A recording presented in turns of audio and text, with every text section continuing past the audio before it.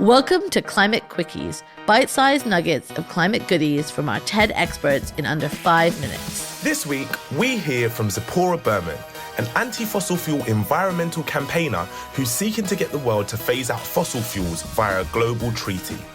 She spells out how big oil is playing the blame game, why it's in their interest to do so, and how this distraction method is making you feel guilty and shame around your own consumption habits. Let's head over to Zipporah to tell us more. Enjoy and stay curious. I think those who have a vested interest in maintaining the status quo, they're going to benefit and profit from us continuing to use fossil fuels or continuing to log old growth forests. They want to make it seem like it's so complicated that you have to be an expert to engage in it because they don't want more of us to engage. Because the more people who engage, the more powerful we are, right? Yeah. Like we are greater together than we are apart. That's what movements mean. It's citizens coming together in all our differences and all of our disagreements. And, that's the diversity and the numbers is what makes us strong. And so they keep us apart by making us question ourselves, by sitting at home going, I don't know if it's cap and trade or carbon tax, so I guess I better read some more. I better think some more about it. I have 3 university degrees. And when I first started working on climate change, I was so confused by all the numbers and all the different policies. Right. And I kept thinking, I can't be a part of this conversation because I don't really understand whether it should be a cap and trade or a carbon tax or a whatever. It's so much simpler than that. Yeah. If they're building more of the bad stuff right now, then they're lying about caring about climate change. Right. That's how simple it is. Stop building fossil fuels, no more pipelines, no more big projects. Start focusing everything on the good stuff. And we should all, at this moment in history, be empowering everyone to engage. We can't afford to sit home and feel guilty right now. Yeah. And that's what they want us to do because they want to keep us isolated. And this is that whole thing of what is your carbon footprint?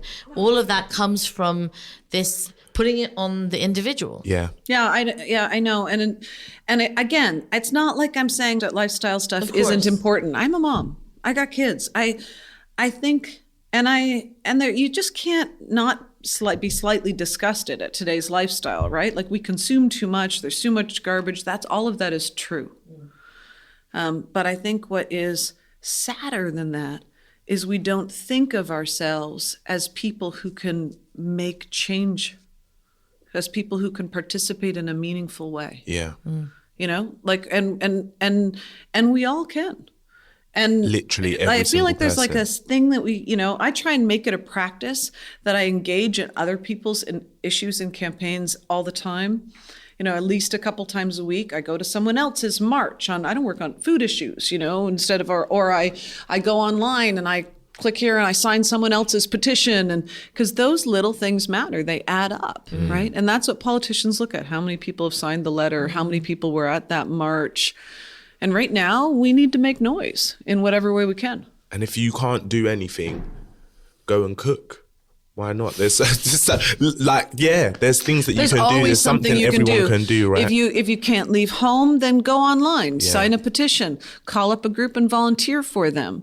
The worst thing that people do, I think, is they get newly interested in an issue and then they think, I have to create the new organization that's going to do X and Y. Yeah.